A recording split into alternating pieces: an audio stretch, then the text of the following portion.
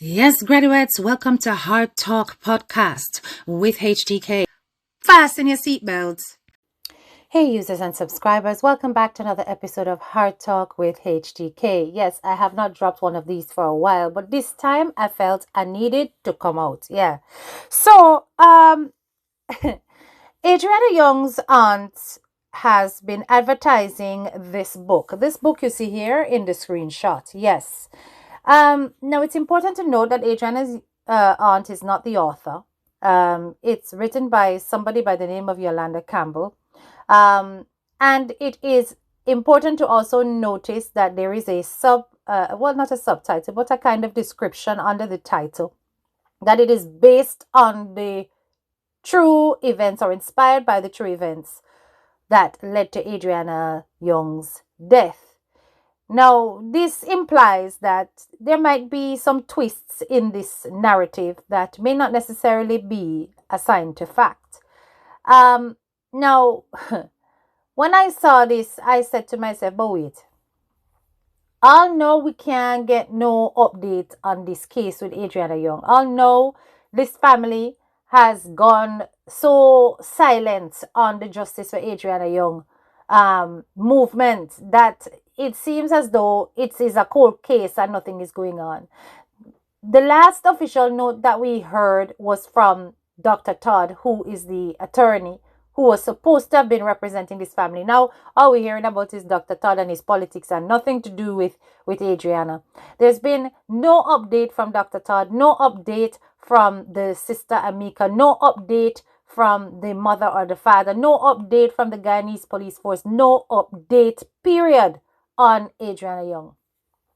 So the public has come to terms with the fact that this 11-year-old girl who died under such mysterious circumstances, this little girl, she just needs to rest in peace, because clearly there is no progress in this case.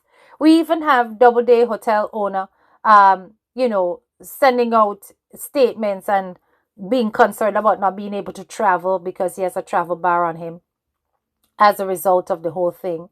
Man wants to go to America, wants to go to Canada, and he's debating that, listen, this thing done die. So why are you tying my feet? You know what I'm saying? Them kind of things is what we see going on.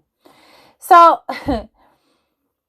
as far as I'm concerned, right, this book, it was giving the family hungry for money again. That's what it was looking like. But I want you to listen to this video by Jess.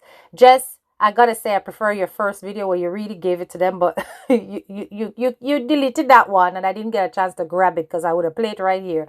But you came with another explanation because you have since spoken to the mother of Adriana Younge to clarify who the author is and what the intentions are. Take a listen for yourself if you have not already heard it.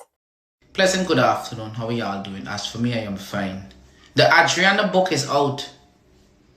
It was written, published by the author Yolanda Campbell. I think she's a university student. Well done to you. Why is the reason you write this book? I don't know, but I'm going to ask you the question. Why is the reason you write this book? I've spoken to Adriana's young mom, Amicia.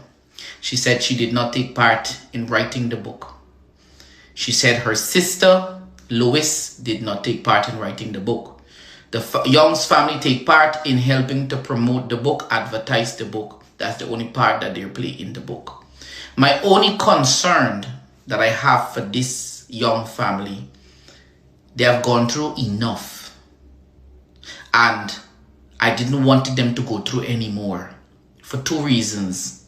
One, the public is going to bash them and tell them that they need more money. That is one. And two, the information that could be in this book could land them a lawsuit. But Amicia cleared that up to me that she didn't take part of it. She just promoted. So the family is aware of the book. The book is there. Go and purchase it. Read it for yourself, because I am going to purchase it and I am going to read it because I want to know what's in it. You understand me? So, but for the sister, I never like you. I'll be very honest with you. Lois, I never like you. Mecca or I mean, I never like you. I won't lie. I mean, like you. I tell you straight up, this is not third party information. Dear sister, I never like you. Something about you was just off. I never like you. I never like you. I just think you was a bit too much. You understand me? But anyway, rest in peace, Adriana Younge, and may justice served. Stay blessed. Okay, so now that you have heard that, I do agree with Jess. It is going to give the impression to the public that the family is once again looking for avenues for money. Now, I do not understand how they can be advertising a book that they have nothing to do with and they've not been a part of the writing of, nor have they made an agreement that the proceeds, part of the proceeds will go to them. It kind of makes sense to me, right? I'm not going to honor a book that I have nothing to do with, that is about my own child. That's me personally. So it is very strange that this book is being written without the involvement of the parents of Adriana Younge and without some kind of financial compensation being given to them. Because it is their story that's being told by somebody else. And for it to be endorsed by the family, then surely the family ought to have been compensated for its publication and the earnings from it. That's my argument there. But they're claiming nothing like this. And if somebody is ready to let me know what's in it. Because I have no doubt, like Jess said, that some of the things might very well cause some kind of legal implications, right? And remember, this family, they're still in Guyana. So while on the one hand, it's good that Amicia has come forward and she has publicly stated via a blogger that she not had a part to do with this book. Of course, you know, if anything is in it that can be defamatory or slander and libel, it's going to have a negative impact on that family. So, speaking of children who are getting no justice in our Caribbean systems, let us go back to the Jaden Smith's case. There has been a recent update from the Jamaica Constabulary Force. Listen, I want you to hear this news clip for yourself so that you are in the know. But you know what I want to say? They are claiming that there are no leads, people, on this case thus far. Jamaica Constabulary Force, you know, you're being damn lazy. You're being damn lazy. Because it is impossible that you have no leads considering how many lies these family members have come out here and told. It disgusts me, the lazy policing that I'm seeing going on here. I don't know what kind of investigation Uno doing, you know. Because something must be wrong with Uno. Why Uno can't find not one lead in this case. And I bet you if it was some uptown youth were dead or were missing, Uno would have found a lead already. Or if Andrew Holness tell Uno if go dig them up from under one rock, you would have found them already. You understand? This is getting ridiculous now. But listen to this for yourself, people. The police in Manchester say they still have no tangible leads in the case involving Jaden Smith. Despite that, the police say they continue to search for the 13-year-old student. Now, Jayden has been missing since Friday, September 26, 2025. Krista Campbell has this primetime news update. 2 months and counting. That's how long now 13-year-old first-form Manchester High School student Jaden Smith has been missing. But the police say they're still searching every lead they get. Some people call us to tell us that they dream something of where Jaden Smith is. And not in the dream we take for joke. When the dreams come in, we check them out just the same. At the monthly meeting of the Municipal Corporation, head of the Manchester Police, Superintendent Kerry Duncan, explained that the police were looking into other operations as efforts so far have proven futile. Several places were searched to include abandoned buildings, bushes, roads, plazas, supermarkets, and restaurants, as well as parks in the state. Several persons have been interviewed from whom statements have been recorded. Citizens as well as members of the business community are fully on board with us because we consider a level of engagement the taximen, we continue to engage with them. He noted that of the 151 persons reported missing in the parish since the start of the year, 87% returned home, while 3 were found dead. So people, I don't know if you're hearing exactly what I am hearing, but it just sounds to me as though the police in Manchester are busy trying to defend their stats and their professionalism, rather than coming up with any hardcore leads for missing Jayden. It doesn't sound to me as though they have done anything further than what the aunt and the principal has dictated to them. They're talking about the fact that they have interviewed several people, that they have been to different sites. All I'm hearing is them mentioning the supermarket, the restaurants, and now we are hearing about taxi drivers. Listen. They are going off of the lead of the very people who should be held as the prime suspects, and that is the family members. They are not treating them as suspects, people, because they are going off of their leads and the things that they are saying. Where is this child who claimed that they saw Jayden give up an umbrella? Where is this lead, this teacher who claimed she saw Jayden run off, only to have wished for interception from a male passerby? Where is the person that they spoke to along Perth Road, the woman, the old woman who said she saw Jayden soaked? Listen to me now, man. All of these things that they're saying that they are not finding any leads, and yet they've interviewed, it don't make no sense. It not add up, people. I wonder if it's me alone see the absolute madness that is happening here. Somebody pay off somebody to shut up somebody. That is what I am alleging. This is what it looks like. Because like I said, when you have people on TikTok that disrespect the Prime Minister, then find them under a rock. And yet they cannot find any leads to do with this missing child. And so many pop-up witnesses were declared by family members. Something is not right here. So anyway, people, I wanted to let you know what the latest update was with the Jaden Smith case. We continue to say justice for Jaden Smith. And, you know, boy, Christmas has come and the youth is still not home. I don't even know how the mother must feel. But, Mom, I am telling you this, you have gone too quiet. You need to come out on social media and demand justice. You need to reach out to the press and demand justice for your child. These people are claiming there are no leads. Here is a whole press conference being held, and the so-called lawyer that people are claiming that they have hired on behalf of the family members not present at all.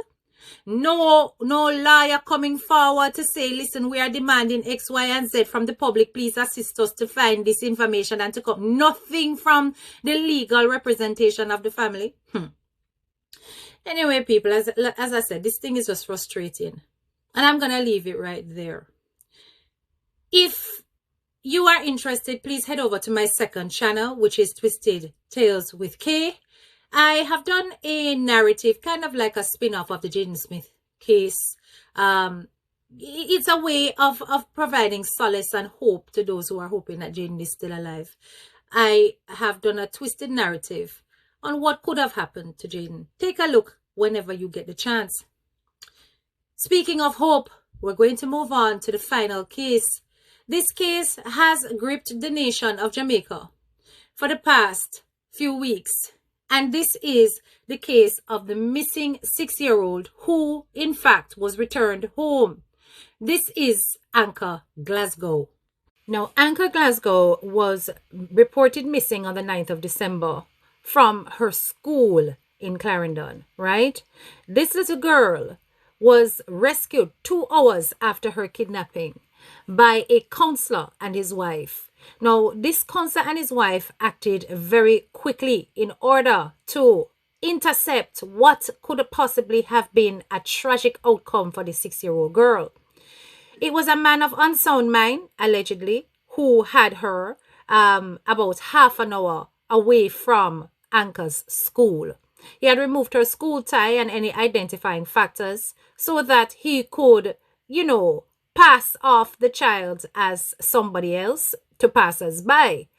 This quick-thinking counselor had this to say about the intervention that took place. In the parish. A councillor and his wife are being hailed heroes for their intervention, which led to the safe recovery of the 6-year-old. The details in this report. Collared and cornered, this abductor had his wicked plan foiled on Tuesday. The man was spotted and held by a quick-thinking councillor and his wife while they were driving along the Bustamante Highway in Clarendon. So I said to my wife, isn't that the St. Thomas More Prep child that been reported missing? And she said, you sure? I said, yeah man, check the picture in my WhatsApp group. And she did. And she said, let us turn back and check. So I made a turn when it was safe to do so. Drove up beside the man, wind down the front passenger window and inquire, you know, hey sir, trying to get his attention. Hi sir. And he refused to even look at me and keep walking. So I keep driving beside him and still trying to beckon to him for him to respond to me. When I realized he was moving faster, with the kid walking fast, that is, I drove ahead and blocked their path. The man had stripped the little girl of her school tie and forced her to walk through bushes nearly 30 minutes away from school. He was in the process of getting a taxi to go further with the child into southern Clarendon when he was held. I said, where you get this picnic from? And him, I said, my cousin sent him to pick him up. I said, then where I don't decide with the picnic, where picnic live? Or your cousin live? Him say, the cousin live in Sharp Avenue. I said, where I don't around this place with the picnic? I said, give me people in picnic, man. You know, and we kind of rough him up a bit and him there, you know, standing looking like him want to run. I'm saying, I'm going to run till the police will lock you up. And as promised, the Clarendon police have detained him. He's now in custody pending an investigation. The child was taken to hospital for mental and physical well-being assessments.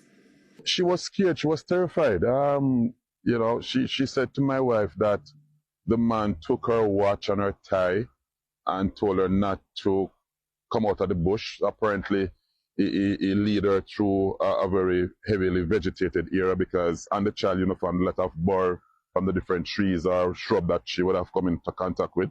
And I saw the same thing on his clothes. So I would have took the child to a very heavily vegetated area of that section of Maple. Lots of questions remain unanswered, including how he was able to get access to the student. Attempts to get clarification on the situation from the school's leadership were futile. The incident left teachers, students, her loved ones, and other stakeholders terrified, but for the child to be recovered safely and in good time was the best possible outcome. TVJ News also spoke with members of the Clarendon community where the man is from. They say he suffers from a mental disorder. He's of unsound mind, and I don't know what happened, but I think he's getting worse as the days goes by, because he has never done that before all these years that I've known him. And I think he needs medication, but there's no family member right now in Jamaica to assist him. But I think he's going through a lot, and he's of unsound mind. He's doing things that he's not supposed to be doing. He's taking up rubbish now that I never used to see him doing those stuff. In the meantime, Councillor Barneswell says the case is a reminder to all well-thinking, law-abiding people about their responsibility in times of emergency. Well, once you see missing person alert, whereas it's have to do with children, it requires every single soul to be alert, to be aware, to be assertive of them area, them environment. And if you see any child, whether it's in the uniform or not, but matches the description of that missing person, intervene. Call the police, or if you can intervene without causing harm to yourself and others, do so. Because if I had just drove past yesterday, we don't know what would have happened to that child. But the mere fact that I saw that alert in the WhatsApp group, it draws my suspicion once I saw the man with that little girl. So thank goodness for quick thinking. And thank goodness for a brave citizen of Jamaica, so that we would not be here in mourning today. But what was interesting to me was Anka's mother's voice note. Now, this came out on Nationwide News. I'm going to let you hear what the mother had to say with regards to Anka's admissions about the details around the case, as opposed to what she was told by authorities. Take a listen for yourself. My husband got to the gate the security guard told him that someone had already picked her up, and my husband asked him, "What do you mean by that? We did not send anyone to pick up our child." And first he said, an elderly gentleman with a bucket. And then my husband went inside. Her teacher was inside her classroom. The teacher handed him her knapsack and her lunch bag. And he asked the teacher, "Where is Anka?" And she said that she must be around the back. My husband went and checked, did not see her, asked another child who is in Anka's class, and he said the child told him that a gentleman went with Anka. I can tell you what Anka said. Anka said she was actually playing inside the yard. That's where she was. She said the man came and grabbed her, and she said she lost her voice. That is why she didn't scream. So the man came, grabbed her, and went through the gate. And the thing about it is that the security guard actually reported seeing the man going with Anka up the road and did absolutely nothing. So she did not go with him willingly. She was snatched. She was taken. We usually pick her up from school. And he saw that there was this, and normally because the child did not even have her school bag, she did not have her lunch kit, and that should have really set off a red flag right away. Right. I mean, the man just basically walked onto the compound, grabbed her child, and walked back through the gate, went up the road. Security saw him going because that's why he described him that way. Of course, when after some time and after we had started searching and so on, and we came back, there was a different description given that it was now somebody in their 30s and in their 40s. Now, it is important to note that Anka went missing from a private school. The name of the school, St. Thomas More Catholic Preparatory School in Clarendon, Maypen. Now, you tell me, this is a private school, and the teacher is claiming that the child must be around the back. So the teacher got no idea where this child is at the end of the school day. The security guard actually witnessed this man taking the little girl away and did not intervene. And this is not a man who normally picks up the child. Now, I am not going to 100% blame the security guard, because security guards can come and go and may not necessarily have familiarity with the children. Unlike this occasion, though, where he did, it is possible that the school could have any random security guard, and the security guard not have a clue who the parents are that normally pick up a child. Unless an alarm is raised or somebody alerts him that, listen, that child is going with a stranger, security guards may be less likely to intervene. Remember, the little girl that was taken did not raise an alarm. She did not scream. According to the mother, she literally lost her voice out of fear.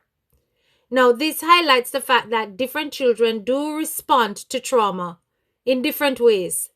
And we've got to realize that not everybody will scream and shout when in a situation of extreme fear. So she lost her voice and was able to be taken away without any alarm raised. So it is likely that the security guard probably thought, oh, is maybe another relative or somebody come pick her up that day there. Now that teacher, yeah, this teacher needs to be heavily reprimanded. But you know that before we go to the head, we have to go back to the root. Because at the end of the day, the school's system, the policies, the protocol, and the procedures, the 3 Ps, are clearly what are failing the children of St. Thomas More. There is no way at the end of the school day there shouldn't be a head count. I don't know about you guys, but I am familiar with children having the register taken twice for the day. Once in the morning, another at lunchtime when they come in after lunch, is taken to account for each and every child being in school after each break or at the start of the day. At the end of the day, depending on the age of the child, children are usually handed over to a responsible adult unless explicitly instructed by parents that the child walks home on their own. Now, this little girl is only 6. We are talking about year 2 in the British system. So, yeah, grade 2 would be a 6-year-old. There is no way this child should have been allowed to leave, excepting to be handed over to a responsible adult with parental authority. This is something that each school should have a list of. When it comes to children who are not able to walk home on their own, there needs to be a list. And even when children are walking home on their own, there also needs to be a separate list with authorities indicated by parents which allow children to independently leave a school. When it is that you have got a list of people with parental authority, if anybody outside of the named adults turns up for that child, this ought to be checked and balanced with the parents if they did not call ahead to the school to say, so and so will be collecting my child today.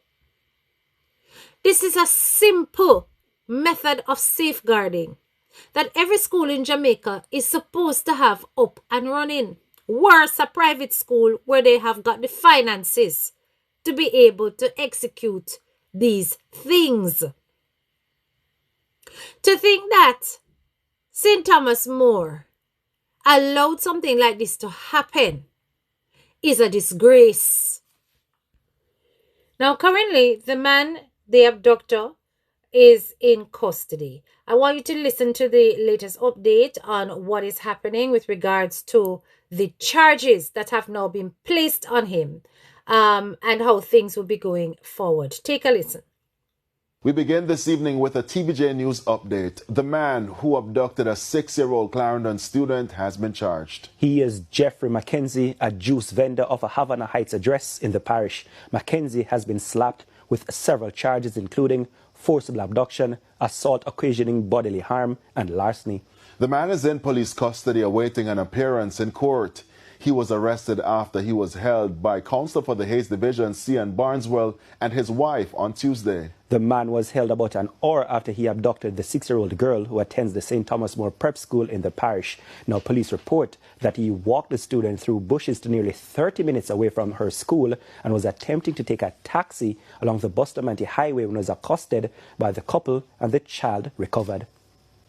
Now, according to this article in Nationwide, the Jamaica Independent Schools Association says that the abduction of little Anka exposes the need for updated training for school staff and a review of security arrangements. So you try to tell me, say, that even after Jayden just go missing like that, uno still not act in renewing and improving systems of security around safeguarding children's well-being, particularly at the end of the school day? Now, children's advocate Diane Gordon Harrison agrees that security personnel must be exposed to duty of care training at the schools where they work. But you see, this can only work if there is a seamless mode of communication between class teachers and security personnel. They will have to have an up-to-date understanding on who is supposed to collect each child. I think that is a bit too much for any security guard. Every class teacher is supposed to know their children personally and, by extension, the guardians of said students. It really is supposed to be a case of handing children over from classroom door to adult hands in order to make sure that the right adult takes a child, particularly one as young as a 6-year-old. Obviously, this will have age limitations. So, in which case, security needs to be aware of when a child raises an alarm and how to respond in such situations. I am so disappointed with the response of St. Thomas More. They have not even had the decency to place a statement on their social media platforms to put other parents' minds at ease. Sensibly, the child's mother has made the decision to withdraw her daughter from the school and to find an alternate education provider. Councillor Cian Barneswell has taken to the news stations to, urge a greater vigilance after the missing 6-year-old girl was found. He really wants to see a change in how things are done with regards to safeguarding children. And I want you to take a listen to what Councillor Cian Barneswell has to say. Well, what I would say as a parent, that it requires not just the schools to educate and to sensitize students as it relates to what to do when a stranger called you, what to do in a situation where somebody come to school for you without your parents telling you who should be picking up if they can't make it. The protocols that is put in place at the schools as it relates to who are the persons supposed to pick up a child, what are the process or the procedure in that activity. And tell a child that if somebody call you, try to grab you, scream, shout, get the attention of somebody and run away from them, So it's continuous discussion between the parent or parents and their child. And the schools also need to have that sensitization session with them. The PTAs also need to get involved. And by extension, the wider community need to be aware and be assertive of what is happening within the communities. Pay attention to these alerts. And once there's a missing person report, do not treat it lightly or trivial, but take necessary action. Be aware, be assertive, and be mindful of your environment.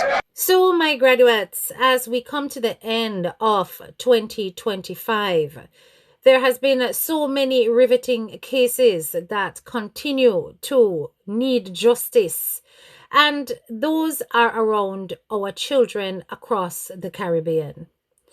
We continue to say justice for Jayden. We continue to say justice for Adriana Younge in the right way. So graduates, if you have made it this far into the video, please do not forget to hit the like, share and subscribe button and click that bell if you are new to my channel so that every time I drop a video, you are notified. We will be taking a short break between now and Christmas, and I shall certainly see you after the Christmas holiday with more episodes of Hard Talk, created to make you think as well as to inform and educate. This is your girl, Head Teacher K, and I'm wishing you all the best for the holiday season.